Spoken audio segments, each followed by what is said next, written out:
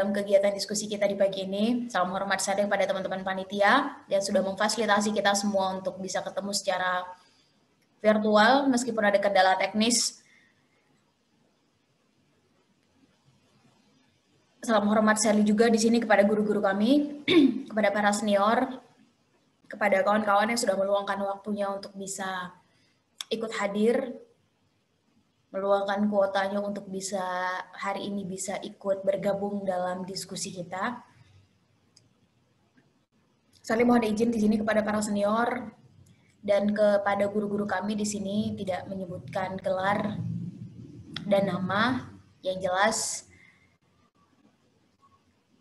kepada para senior tentu dengan pengalamannya, kepada guru-guru kami tentu dengan ilmunya, kepada ustadz-ustazah yang kiranya berhadir di sini tentu dengan berkalamullah dan berkitabullahnya. Tapi yang jelas kita anak muda pasti dengan semangatnya. Menarik teman-teman, saya akan lebih banyak membahas dari sudut pandang anak muda. Nanti kiranya akan dilanjutkan oleh pemateri selanjutnya. Mungkin akan lebih banyak membahas masalah teknis. Bicara tentang anak muda teman-teman, kita otomatis bicara tentang masa depan. Anak muda nggak mungkin menawarkan masa lalu, anak muda nggak mungkin menawarkan hari ini. Yang bisa ditawarkan oleh anak muda adalah jelas masa depan. Dan bicara tentang anak muda, ini bukan baru 5-10 tahun yang lalu dibahas. Bicara tentang anak muda, ini udah dari 1400 tahun yang lalu dibahas. Dari timur kita mengenal istilah yang sangat masyhur, Syubanul Yaum Rijalul Qad, Rijalul Yaum Bimarul Qad. Dari barat, para filsufnya juga nyebutin, the youth of today are leaders of tomorrow. Artinya kurang lebih sama, bahwa pemuda hari ini adalah pemimpin di masa depan. Jangan mau kita balikkan kalimat yang dalam dan indah tadi, teman-teman. Menjadi pemuda hari ini adalah pecundang di masa depan. Kenapa pecundang? Karena kita nggak netapin apa-apa dari sekarang, kita tidak mempersiapkan apa-apa dari sekarang. Ke depan kita pengen lihat apa, kalaupun terjadi perubahan, kita pengen ngelihat perubahan dalam bidang apa. Ini menarik, teman-teman. Malcolm X, seorang aktivis kemanusiaan asal Amerika Serikat berkulit hitam, dikucilkan saat ia hidup, udah berulang kali keluar masuk penjara, sampai akhirnya dia memutuskan satu value, yaitu keadilan. Persamaan derajat antara kulit hitam dan kulit putih di Amerika Serikat sampai jadi undang-undang. Udah terlalu banyak peneliti sosial yang nyebutin kalau ada presiden pertama Amerika Serikat berkulit hitam sebelum Obama, maka yang paling pantas adalah Malcolm X. Malcolm X pernah bilang, teman-teman, the future belongs to those who prepare for it today. Masa depan adalah milik mereka yang mau mempersiapkan hari ini. Dan bicara tentang masa depan, bicara tentang persiapan, maka kita udah nggak bahas lagi nih, kita laki-laki atau perempuan, kita lahir di desa atau di kota, kita berasal dari keluarga dengan sosial dan ekonomi seperti apa, kita sedang tidak membahas itu, dan Malcolm X juga tidak sedang membahas hal-hal tadi. Bicara tentang masa depan, maka kita semua punya kesempatan yang sama untuk melihat masa depan. Pertanyaannya adalah, persiapan apa yang udah kita buat dari sekarang? Benar ya? Dan ini menarik, teman-teman, karena pada akhirnya kesempatan itu lebih senang datang kepada mereka yang bersiap. Kesempatan itu lebih senang hinggap kepada mereka yang duluan melakukan persiapan.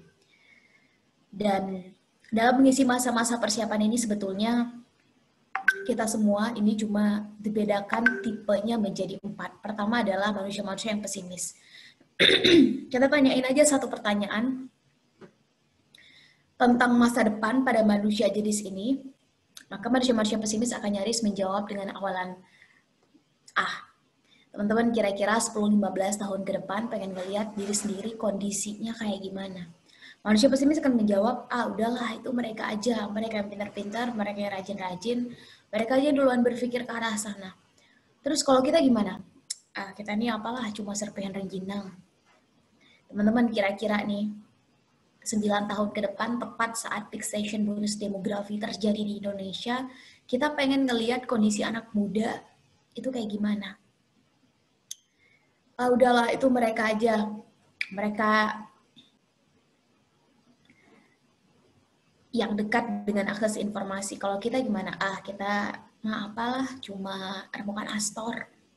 Tapi kalau manusia pesimis, teman-teman, mereka duluan mengecilkan potensi yang ada di dirinya sebelum orang-orang sekitarnya. Tipikal manusia pesimis, mereka duluan mengecilkan kemampuan yang dititipkan oleh Yang Maha Kuasa pada dirinya sebelum orang-orang sekitarnya. Tipikal manusia yang kedua naik satu tingkat lebih tinggi, manusia-manusia yang realistis. Kita tanyain aja satu pertanyaan pada manusia jenis ini tentang masa depan, maka manusia-manusia yang realistis akan nyaris menjawab dengan awalan, ya sudahlah.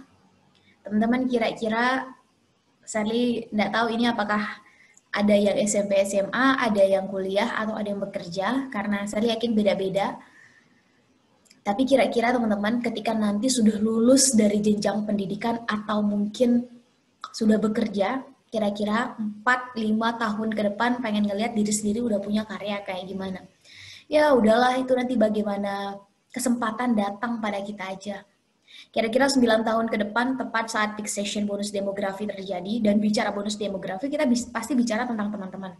Coba cek, umur kita sekarang ditambah 9 tahun. Bukankah yang dimaksud sebagai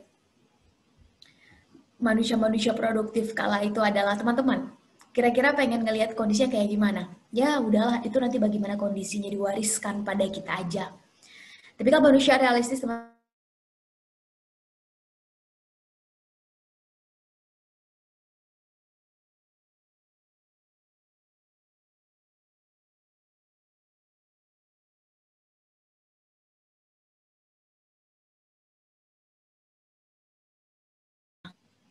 apa kata orang? Syukur orang-orang yang ada di sekitarnya selalu mensupport, selalu mendukung apa yang menjadi target, visi, dan goal dalam hidupnya. Gimana kalau enggak? Satu kali hidup, umur kita singkat habis untuk dengerin apa kata orang aja. Yang jadi target, visi, dan goal dalam hidup kita, nggak ada yang mendengarkan.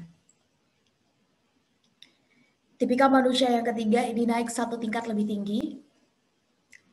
Manusia-manusia yang optimis. Kita tanyain aja satu pertanyaan pada manusia jenis ini tentang masa depan. Maka manusia-manusia optimis akan selalu bisa melihat dari sudut pandang yang positif. Teman-teman kira-kira 10-15 tahun ke depan pengen ngeliat kondisi anak muda kayak gimana? Terkhusus untuk kita, bolehlah sekarang kita adalah siswa, bolehlah sekarang kita adalah mahasiswa. Tapi 10-15 tahun ke depan, karena kita punya passion dalam dunia pendidikan, kita udah punya yayasan kita sendiri. Di bawah yayasan kita minimal udah ada sebut berapa sekolah. Masing-masing sekolah kita udah ngasih beasiswa pada minimal 20 anak di wilayah kita. Kita pengen ngelihat angka anak-anak yang harus putus sekolah karena alasan finansial itu berkurang sampai 10%. Amin. Kasar fokus kita adalah jadi entrepreneur. Sekarang kan lagi hype, lagi viral, jadi entrepreneur muda. Dan go get it, gak ada masalah. 10-15 tahun ke depan, kita adalah seorang yang udah punya usaha kita sendiri, omset per tahun 20M, kita udah membuka lapangan kerja minimal 20 lapangan kerja untuk anak-anak muda seusia kita. Tipikal manusia optimis, teman-teman, selalu berpikir positif. Mereka yang kayak begini akan berpikir 10-15 tahun ke depan kita pengen ngelihat angka pengangguran berkurang sampai 15% di Indonesia. Amin. Tipikal manusia optimis, ketika 1000 orang mengatakan that's impossible, itu nggak mungkin, mereka justru jadi orang pertama yang akan mengatakan I'm gonna prove it. Kita yang akan buktikan. Ketika orang-orang di sekitarnya menertawakan, mengecilkan, mengerdilkan apa yang menjadi target, visi, dan goal dalam hidupnya, mereka justru jadi orang pertama yang duluan memvisualisasikan apa yang akan terjadi ke depan. Di tangan manusia-manusia yang optimis, momentum itu diciptakan, bukan lagi ditunggu. Di tangan manusia-manusia yang optimis, realitas sosial itu dibuat, bukan lagi dinanti. Karena pada akhirnya ketika kita tidak menciptakan realitas sosial, maka siap-siap kita akan hidup dalam realitas sosial yang dibuat oleh orang lain. Tipikal manusia yang keempat naik satu tingkat lebih tinggi, manusia-manusia yang progresif. Teman-teman, kadang-kadang nih, hidup kita ini terbentur dengan yang namanya aturan. Betul nggak? Kalau saat ini teman-teman siswa, ada namanya aturan sekolah. Harus hadir jam berapa, ngerjain PR, meskipun sekarang secara online. Kalau sekarang mahasiswa, ada namanya aturan kampus, aturan universitas. Sebagai kiranya teman-teman saat ini sudah bekerja, ada namanya aturan perusahaan, aturan institusi atau lembaga tempat teman-teman bekerja. Sebagai warga negara, kita punya aturan negara. Apalagi kita negara hukum, terlepas bagaimana implementasi dari hukum itu sendiri, Tapi mau nggak mau kita harus akui, kita diikat oleh aturan negara. Sebagai makhluk ilahi, kita punya aturan ilahi. Sebagai makhluk sosial, kita punya aturan sosial. Norma-norma sosial di tempat kita tinggal. Norma sosial kita di Indonesia beda dengan norma sosial mereka di Eropa. Norma sosial mereka di Eropa beda dengan norma sosial mereka di Timur Tengah. Kita manusia hidup penuh dengan aturan, teman-teman. Itu justru yang ngebuat kita terus berada on the track. Mereka yang progresif, bagaimanapun kondisi menghimpit, situasi menjepit, mereka akan terus keep going, keep moving. Gak bisa pakai cara A, pakai cara B. Gak bisa pakai cara B, pakai cara C. Gak bisa pakai cara C, masih ada 24 cara lain. Sampai huruf Z. Selalu ada ide-ide yang kreatif, inovatif, tapi tetap solutif di tangan manusia-manusia yang progresif. Dan hanya akan ada dua hal yang terjadi pada manusia jenis ini. Satu perubahan, dua pembaharuan. Teman-teman, gak ada alasan bagi anak muda bersikap realistis. Apalagi pesimis. Satu-satunya tangga yang pantas bagi anak muda adalah tangga ketiga. Optimis, karena minimal anak muda punya 3 hal. Satu, energi yang masih sangat banyak, masih membuncah, tinggal mau diarahin, mau ke kanan, atau mau ke kiri. Mau membuat perubahan ke arah yang positif atau negatif. Karena anak muda energinya membuncah dan ini bebas nilai.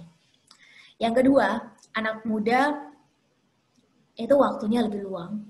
Yang ketiga, anak muda curiosity-nya masih sangat tinggi. Dengan 3 hal yang memang sudah ada pada diri anak muda, maka satu-satunya tangga yang pantas adalah tangga ketiga. Optimis, pelan-pelan kita mengupgrade diri menjadi manusia-manusia yang progresif. Pertanyaannya adalah selama ini nih, kita duduk di tangga yang mana? Selama ini kita terbiasa untuk melihat masalah, menghadirkan solusi dari tangga yang mana. Selama ini, orang-orang di sekitar kita membiasakan kita untuk berpikir, bertindak, punya perspektif, melihat kondisi lingkungan, itu dari tangga yang mana? Benar ya? Ini menarik teman-teman, karena waktu berubah, zaman berganti, teknologi hadir.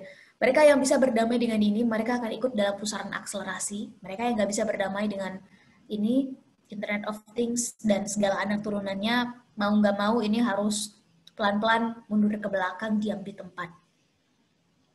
Mantan Presiden Amerika Benjamin Franklin juga pernah bilang, when people stop changing, they are finishing. Ketika manusia berhenti berubah, dia selesai. Mereka akan tertinggal dan akan digantikan oleh mereka yang lebih responsif dan adaptif dengan perkembangan zaman. Mau nggak mau, perkembangan zaman itu harus diikuti. Karena kalau nggak, kita yang akan ditinggalkan oleh perkembangan zaman. Dan Internet of Things, perkembangan zaman dan teknologi, social media, itu semuanya bebas nilai. It's not about the gun, it's about the man behind the gun. Ini bukan tentang pistolnya, ini tentang manusia di belakang pistol itu. Jadi kalau pengen ngubah bagaimana ekosistemnya, ya ubah manusia-manusianya. Pengen menciptakan peradaban, maka ubah manusianya dulu. Pengen menciptakan satu realitas sosial baru, ubah mindset manusianya. Karena manusianya adalah partikel terkecil dari peradaban dan realitas sosial itu. Dan dalam mengisi masa-masa ini, teman-teman, maka sebetulnya kita semua kualitasnya cuma dibedain jadi 4. Pertama adalah mereka dengan standar baik. Kita lakuin aja standar baik yang bisa kita lakukan, and that's it. Itu tangga pertama kita. Di tangga ini kita nggak perlu membandingkan diri dengan orang lain karena nggak akan ada gunanya juga. Standarnya pasti beda. Lakuin aja standar baik yang bisa kita lakukan, and ya udah, itu berarti adalah tangga pertama kita. Terlalu banyak ngebandingin diri dengan orang lain. Wah, sepertinya dia lebih dalam hal A. Wah, sepertinya dia lebih punya privilege dalam hal tertentu. Ini malah ngebuat kita insecure dengan diri kita sendiri dan lama-lama nggak bersyukur dengan apa yang kita punya. Alhasil kita nggak gerak-gerak. 3-4 tahun kemudian, mereka yang lain udah sampai di mana, kita masih diam di tempat. Pastikan aja kita melakukan standar baik yang bisa kita lakukan, and that's it. Itu tangga pertama kita. Toh standar dasar manusia adalah baik. Nggak ada manusia lahir ke dunia ini oe-oe terus langsung kepikiran untuk membandingkan diri dengan orang. Nggak ada manusia lahir ke dunia ini oe-oe terus langsung kepikiran untuk ngambil yang bukan haknya, korupsi. Gak ada manusia lahir ke dunia ini oe-oe terus langsung kepikiran untuk ngegibahin orang kayak Bu Tejo. Standar dasar manusia adalah baik, teman-teman. Ayo kita kembalikan itu pada standar kita dalam menyelesaikan amanah dan tanggung jawab. Kita sebagai siswa ada amanah dan tanggung jawab, selesaikan dengan standar baik. Di organisasi dapat kepercayaan, dapat amanah, memegang satu posisi tertentu, entah ketua, wakil, sekretaris, bendahara, kepala bidang, anggota, selesaikan tanggung jawab itu dengan standar baik. Kita dipercaya mewakili satu institusi, entah itu sekolah kita, organisasi, mewakili, menjadi representasi untuk di luar, selesaikan tanggung jawab itu dengan standar baik. And that's it. Itu tangga pertama kita. Pertanyaannya adalah, apakah jadi baik aja cukup? Is a good one enough? That's not enough. Akan terjadi seleksi alam besar-besaran, teman-teman. Mereka yang mau lebih baik, menjadi lebih baik, a better one, mereka akan dapat kesempatan lebih dulu dalam hal apapun. Dalam hal ilmu, pengalaman, networks, skill, keluasan berpikir. Mereka yang lebih baik, mereka akan dapat kesempatan lebih dulu. Teman-teman bayangkan, saat ini ada berapa juta anak muda Indonesia, dari Sabang sampai Merauke, dari Miangas sampai Pulau Rote yang hari ini, detik ini tengah melakukan hal yang sama dengan kita. Sama-sama sedang berupaya untuk menurunkan ego, sama-sama berupaya untuk menemukan sebetulnya bidang apa yang kita bisa memaksimalkan potensi yang dititipkan oleh Yang Maha Kuasa pada kita, memperluas networks, mengasah skill, memperdalam wawasan dan ilmu. So what makes us different? Apa yang membuat kita berbeda? Sehingga kita layak untuk punya kesempatan lebih di masa depan. Ayo sama-sama kita pastikan bahwa hari ini lebih baik dari kemarin, besok harus lebih baik dari hari ini. Dan everything should be by design. Semua itu harus by design, teman-teman. Kita mendesain diri kita untuk menjadi lebih baik, kita mendesain lingkungan kita untuk menjadi lebih baik, kita mendesain negara kita menjadi lebih baik, kita mendesain agama di negara kita menjadi lebih baik. Everything should be by design. Karena kalau enggak, maka kita akan hidup, saya kembali mengulang statement di awal, saya mohon izin, kita akan hidup dalam realitas sosial yang itu sebetulnya udah ada yang ngedesain. Syukur kalau value-nya sama. Gimana kalau enggak? Pertanyaan selanjutnya adalah, apakah jadi lebih baik aja cukup? Is a better one enough? That's not enough. Ayo kita naik satu tingkat lebih tinggi. Be the best one. Jadi yang terbaik di bidangnya. Jangan mau jadi kualitas mediocre, teman-teman. Rata-rata. Mereka yang kualitasnya rata-rata, ini maju salah, mundur juga salah. Memperjuangkan sesuatu nggak sampai selesai, mundur, juga tahu bahwa itu nggak seharusnya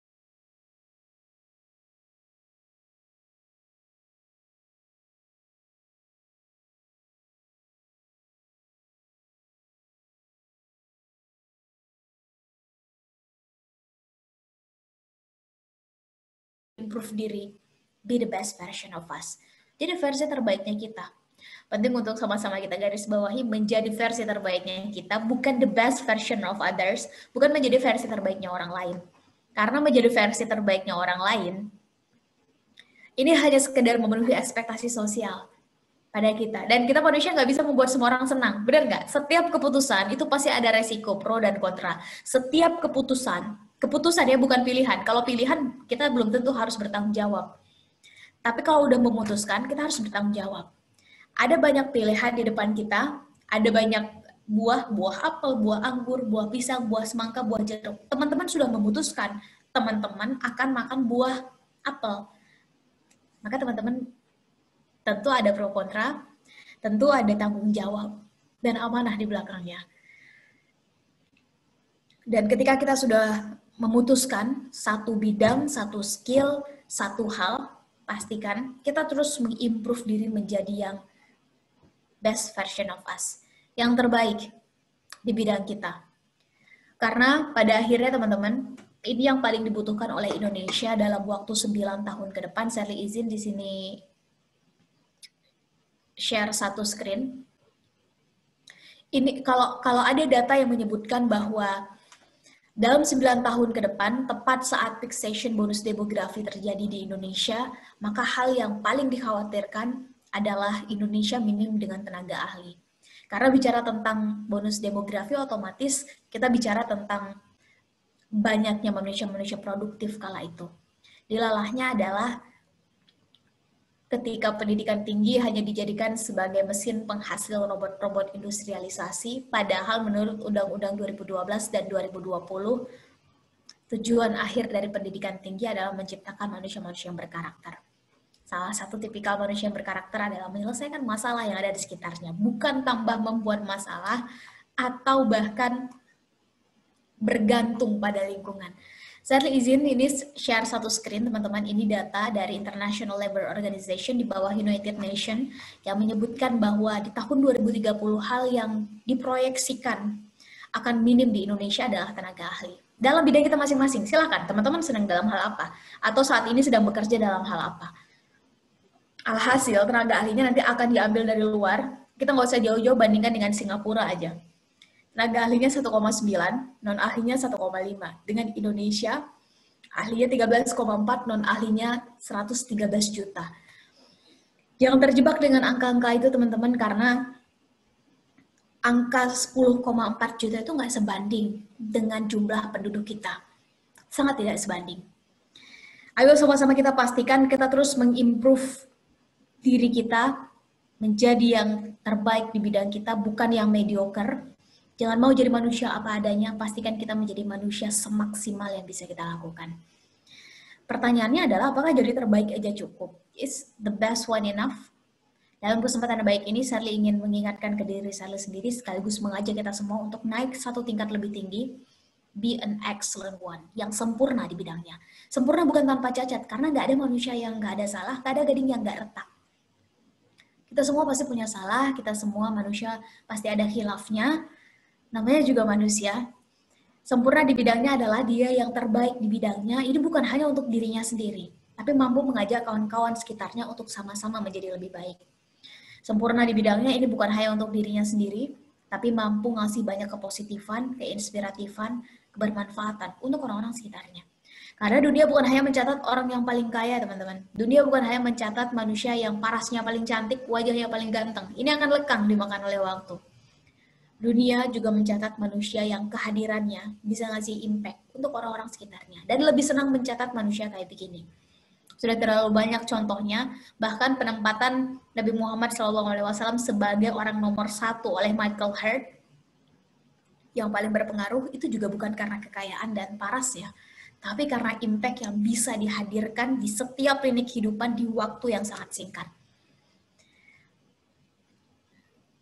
Ayo sama-sama teman-teman, kita bukan lagi menjadi generasi yang eksklusif, yang hanya berpikir tentang diri sendiri, saya ke depan gimana, kira-kira nanti gaji yang akan masuk ke rekening saya berapa, saya ketika tambah nanti kepercayaan, tambah nanti dewasa, kira-kira kekuasaan saya seberapa, tambah lagi tua, nanti kekayaan saya seberapa, saya terus. Kalau ada dua hal yang menjadi musuh utama manusia, satu ego dalam dirinya, dua greedy, tamak, rakus, yang dua-duanya itu berasal dari internal dirinya. Jadi kalau ada pertanyaan, sebetulnya apa yang menghalangi manusia untuk sampai pada titik tertinggi tadi, kualitas tadi kan an excellent one, maka jawabannya adalah dirinya sendiri. Semuanya dari internal diri sendiri. Ayo sama-sama kita ganti kata saya menjadi kata kita. Karena di tahun ini, 2021, kita masuk pada industri 5.0, industri society, yang kunci hidup di industri 5.0 ini hanya tentang 3 hal. 1, konektivitas, 2, ini tentang kolaborasi, dan yang ketiga ini tentang speed. Ini tentang kecepatan. Sekarang zaman terbuka bukan hanya bagi yang besar mengalahkan yang kecil, tapi yang cepat mengalahkan yang lambat. Dan ketika kata saya diubah menjadi kata kita, otomatis pertanyaannya akan berubah. Gimana kita kira-kira saat bonus demografi sampai pada peak session-nya nanti 2030? Ibaratnya ombak, kita dimainkan ombak, atau kita yang dimainkan ombak? Kita sekedar jadi pasar, atau kita yang memainkan pasar? Kita hanya sebagai objek atau kita subjeknya, kita penonton di negeri kita sendiri, atau kita pemainnya. Sejarah nggak pernah mencatat para penonton, teman-teman. Sejarah hanya mau mencatat para pemain. Dan bukan pemain rata-rata, pemain di atas rata-rata. Bagaimana Indonesia 24 tahun ke depan? Tepat 2045, semua orang menggadang-gadang generasi emas. Bicara generasi emas, otomatis kita bicara tentang teman-teman sekarang. Coba cek. 24 tahun ditambah umur teman-teman sekarang. Bukankah yang akan dapat kepercayaan untuk nanti dengan satu tanda tangannya membuat banyak kebijakan yang akan melanjutkan tongkat estafet kepemimpinan itu adalah teman-teman di tingkat manapun. 100 tahun Indonesia merdeka, 1 abad, akan ada evaluasi besar-besaran terhadap cita-cita besar bangsa. Kira-kira di mana posisi Indonesia, di mana posisi bangsa, di mana posisi negara, di mana posisi agama, di mana posisi anak mudanya kala itu. Apakah kita masih jadi tuan di negeri kita sendiri? Saat pertanyaan-pertanyaan besar ini coba untuk kita tanyakan, Maka otomatis pertanyaan kuncinya adalah, terus kita bisa mulai dari mana, Kak Ser? Namanya juga kita anak muda, ilmu sedikit, wawasan sempit, pengalaman juga bisa dibilang pas-pasan. Terus kita bisa mulainya dari mana? Orang bijak pernah bilang begini teman-teman, gak ada perubahan besar bisa terjadi tanpa akumulasi perubahan kecil. Dan partikel terkecil perubahan itu ada di diri kita sendiri, di mindset kita sendiri. Hanya ada 2 teori perubahan besar di dunia ini, 1 revolusi, 2 evolusi. Revolusi artinya berubah dengan cepat, speed, kuncinya kecepatan, dan tahun ini kita masuk ke industri di mana kecepatan menjadi 1 dari 3 yang menjadi highlight. Kalau memang kecepatan sekarang menjadi salah satu kunci, ayo kita ubah mindsetnya. Ayo kita ubah cara kita berpikir, segera habiskan jatah gagal kita justru sekarang, saat muda. Sehingga nggak ada alasan ketika dewasa kita nggak sukses. Punya jatah gagal berapa? 15, 20, 30, 50, nggak ada masalah. Toh orang sukses nggak dilihat dari berapa banyak jumlah gagalnya, tapi dilihat dari pilihan sikapnya saat gagal, memutuskan untuk menyerah atau bangkit. Kalau dia menyerah, dia selesai.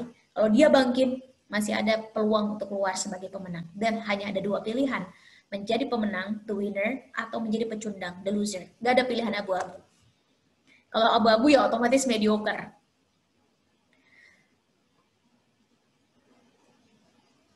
Kira-kira apa lagi yang kita takutkan?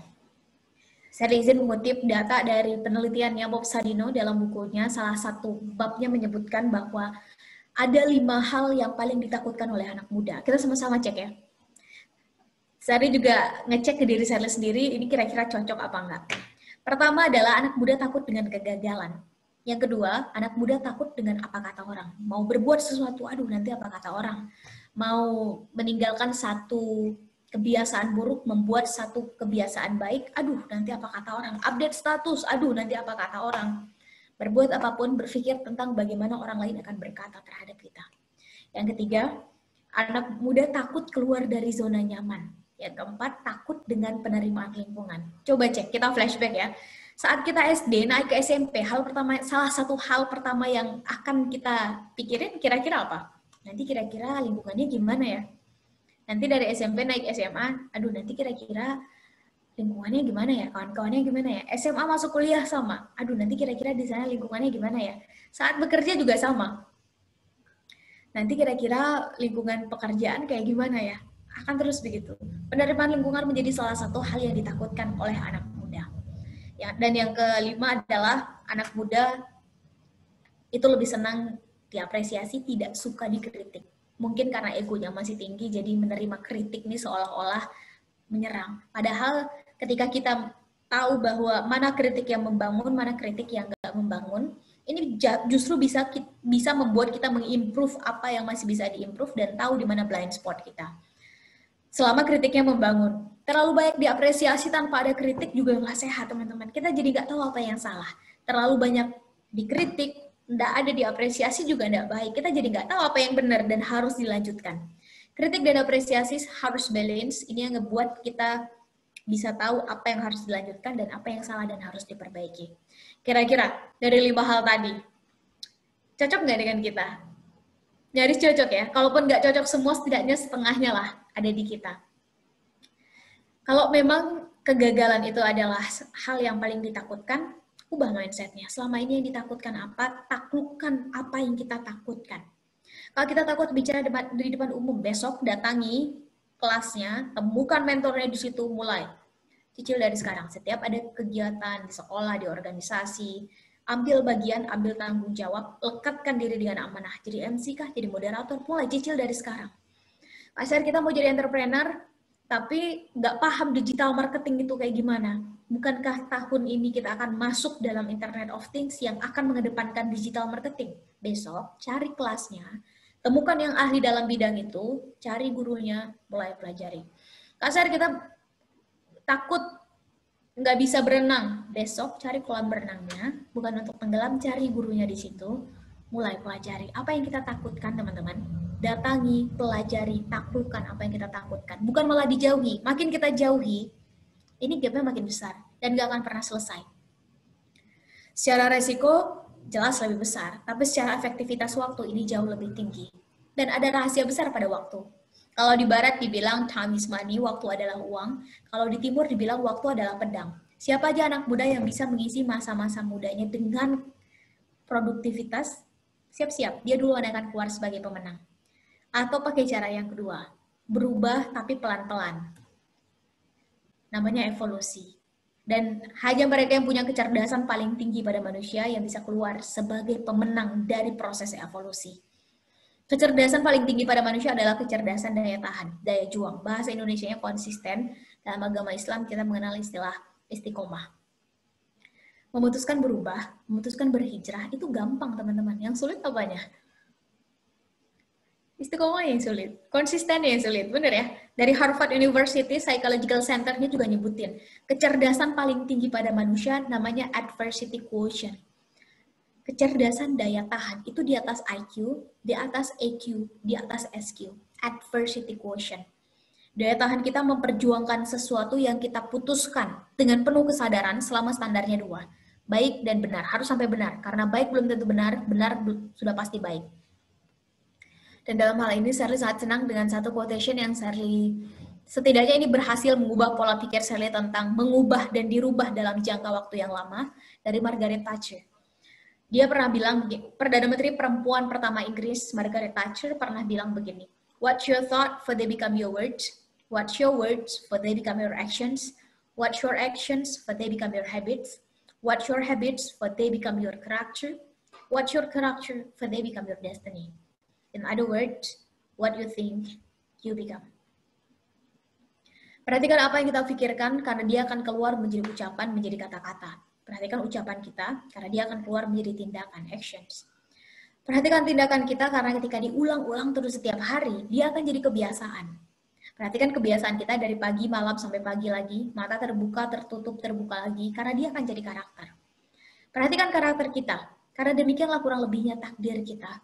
Dengan kata lain, apa yang kita pikirkan, demikian takdir kita. Urusan kun fayakun, itu urusan yang maha kuasa, teman-teman. Urusan kita manusia adalah berusaha berikhtiar semaksimal mungkin. Kalau ada yang bertanya di mana letaknya takdir, kita udah sama-sama tahu jawabannya. Letaknya takdir adalah di batas maksimalnya usaha dan maksimalnya doa kita. Usaha dulu maksimal, doa dulu maksimal, baru kita bisa ngomong takdir. Kalau ada orang yang ujuk-ujuk udah ngomong, ya sudahlah, itu nanti bagaimana takdirnya aja. Ya udahlah, nanti takdir berbicara gimana aja kita ikut. Ini udah ketahuan, ini manusia realistis, dia yang dibentuk oleh lingkungan, bukan dia yang membentuk lingkungan. Dan kalau memang awal mulanya adalah dari mindset, maka pertanyaan kuncinya adalah selama ini mindset anak muda diisi, diberi nutrisi, di feeding kira-kira dengan makanan kayak gimana. We are what we watch, we are what we read, we are what we listen, we are what we discuss with. Kita adalah apa yang kita lihat, tonton, baca, dengar, dan dengan siapa kita berdiskusi. Kita adalah dengan siapa kita bergaul. Jadi menarik teman-teman. Shirley sebetulnya masih ingin menyambung, tapi karena dari tim sudah memberi aba-aba kode, jadi kita bisa melanjutkan nanti ketika tanya jawab. Tapi yang jelas teman-teman menarik karena data menunjukkan 8-13 jam anak muda Indonesia menghabiskan waktunya di internet, dan Indonesia ditempatkan sebagai negara nomor 3 paling aktif sosial medianya setelah Amerika dan Brazil. Kalau dua data ini kita gabungin teman-teman, maka ketahuan hasilnya adalah anak muda Indonesia kalau udah main di internet, maka mayoritas akan membuka sosial media. Pertanyaannya adalah, apa yang kita baca, lihat, tonton, dengar, dan diskusikan di sosial media. Kira-kira lebih banyak mana nih? Yang faedah atau unfaedah? Lebih banyak mana konten yang membuat kita berpikir optimis progresif ke depan? Atau realistis pesimis ngelihat masa depan? Masa depan kita, lingkungan, Indonesia, agama.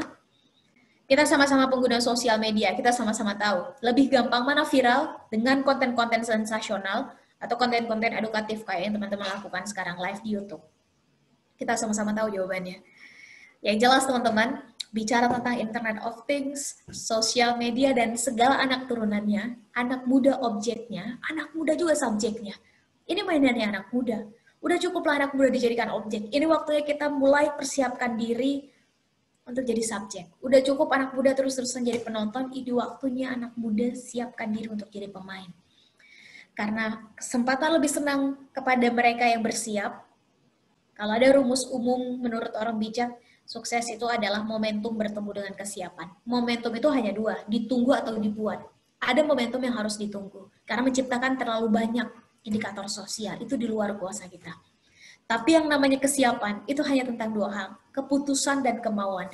Kita udah berkeputusan dan berkemauan nggak menjadi the winner? Atau jangan-jangan selama ini keputusan dan kemauan kita hanya sekedar mengikuti realitas sosial yang diciptakan oleh orang. Pada akhirnya teman-teman, saya ingin mengamini apa yang disampaikan oleh Denzel Washington, to get something we never had, we must do something we never did. Untuk mendapatkan sesuatu yang belum pernah kita dapatkan, pastikan kita melakukan sesuatu yang belum pernah kita lakukan. Toh demikian syariahnya. Karena selalu ada cara di atas rata-rata untuk mendapatkan hasil yang juga di atas rata-rata. Kalau cara kita sama-sama aja udah ketahuan, hasilnya juga akan begitu-gitu aja. Dan bukan kayak ini juga yang diamini oleh Albert Einstein dengan nyebutin insanity, kegilaan, is doing the same thing over and over again, but expecting different result. Kegilaan adalah melakukan hal yang sama berulang-ulang kali, namun berharap hasil yang berbeda. Pertanyaan kuncinya adalah, so what makes us different? Apa yang membuat kita berbeda? Cara apa yang kita lakukan sebagai anak muda yang berbeda sehingga kita layak untuk melihat nanti hasilnya juga berbeda. Saya pikir demikian, sedikit pemantik dari Sherly. Semoga ada hal baik yang bisa kita semua dapatkan.